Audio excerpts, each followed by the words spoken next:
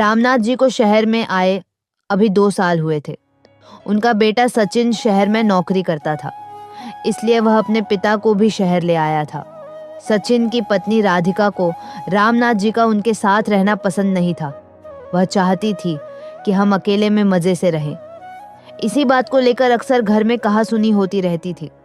एक दिन राधिका घर का काम निपटा रही थी, तभी रामनाथ जी के हाथ से एक शीशे का गिलास गिरकर टूट गया। राधिका को बहुत गुस्सा आया। वह बोली, बाबूजी, आपको दिखाई नहीं देता कि मैं सारा दिन घर का काम करती रहती हूँ और आप नुकसान करते रहते हैं। अब कौन ये समेटेगा? राधिका की बात सुनकर रामनाथ जी बोले, बेटी मैं साफ कर देता हूँ। यह कहकर रामनाथ जी कांच के टुकड़े समेटने लगे। तभी एक कांच उनके पैर में चुभ गया। खून की धार फूट पड़ी। रामनाथ जी ने किसी तरह कांच का टुकड़ा पैर से निकाला और बहू को आवाज दी। ये क्या किया बाबूजी? सारा फर्श गंदा कर दिया। दवा लगाइए इस पर और जाइए अपने कमरे में।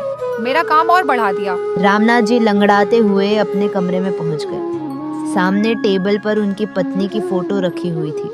उसे देखकर उनकी आंखों में आंसू आ गए। जब वह जिंदा थी तो रामनाथ जी को कभी एक गिलास पानी नहीं लेने देती थी।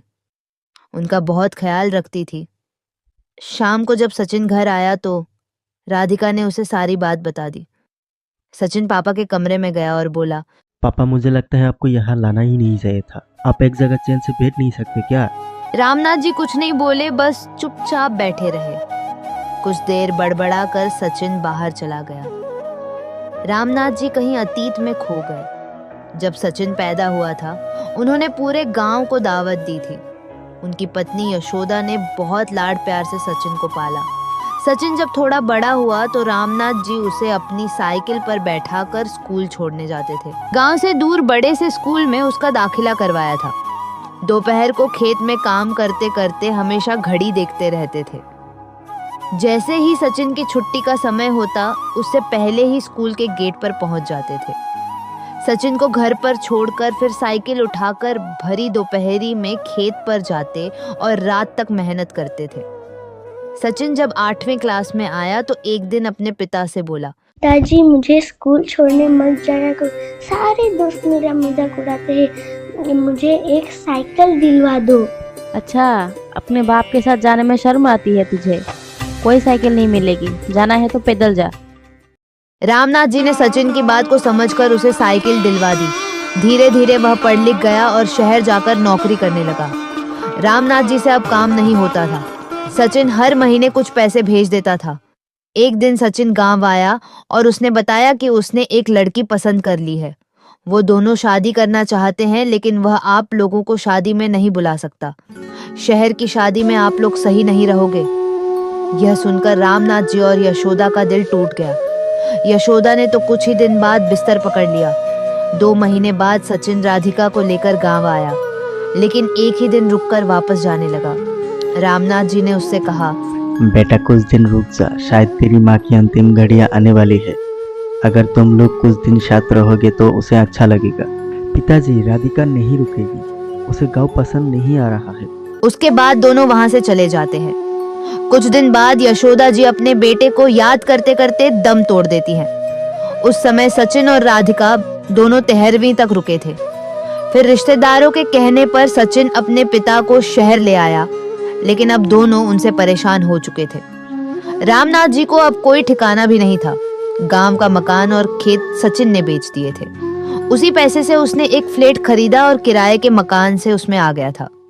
एक दिन शाम के समय रामनाथ जी उदास एक पार्क में बेंच पर बैठे थे। उनके जीवन का अब कोई मकसद नहीं था।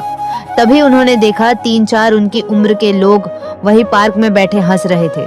सभी एक दूसरे से मजाक कर रहे थे। रामनाथ जी को यह देखकर अपने गांव की याद आ गई। गांव की चौपाल पर वे भी गांव वालों के साथ अपने सुख दुख बांटते थे। इसी बीच किसी की आवाज से उनका ध्यान भटका। उन्होंने नजर उठाकर देखा तो उनमें से एक सज्जन उनके सामने खड़े थे। वे रामनाथ जी से बात करने लगे। उन्होंने अपना नाम राजेंद्र बताया। उन्होंने कहा, आप भी बहू बेटे से परेशान हो? नहीं, ऐसी कोई बात नहीं है। यह सुनकर राजेंद्र जी हंसने लगे और कहने लगे, अरे भाई, हमसे कुछ छिपा नहीं है। हम सब भी अपने घर वालों से परेशान थे, लेकिन आज देखो हम कितने मजे में हैं। यहीं पास में एक आश्रम है, वहीं रहते हैं। जो मन में आए वो करते हैं, जहां जाना हो जाते हैं, वहां बड़े प्यार से नौजवान हमारी सेवा करते हैं। समय पर खाना मिलता है, साथ ही हंसी खुशी का माहौल रहता है। यह सुनकर रामनाथ जी की आंखों से आंसू बहने लगे। राजेंद्र जी ने बाकी सबको भी बुला लिया। फिर वे रामनाथ जी को आश्रम दिखाने ले गए। वहाँ सब खुशी खुशी रह रहे थे। वहाँ उन्हें कुछ लड़के लड़कियाँ मिले जो वहाँ सेवा करते थे। उन्होंने बहुत प्यार से रामनाथ जी की सारी बात सुनी और उनसे कहा, दादाजी आप हमारे आश्रम में आ जाइए। यहाँ हम आपकी इतनी सेवा करेंगे कि आप अपना दर्द भूल जाएंगे। रामनाथ जी के लिए यह सब बिल्कुल अलग था।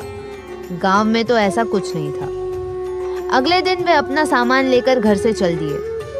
उन्होंने सचिन और राधिका को कुछ नहीं बताया और आश्रम पहुंच गए। वहां जाते ही उनका स्वागत हुआ। अब वे वहीं रहते हैं। वहां उन्हें बहुत आदर सम्मान के साथ नाश्ता, खाना और पैसे भी मिलते थे। अब वे भी उस ग्रुप का हिस्सा थे जहां केवल खुशियां बांटी जाती थी।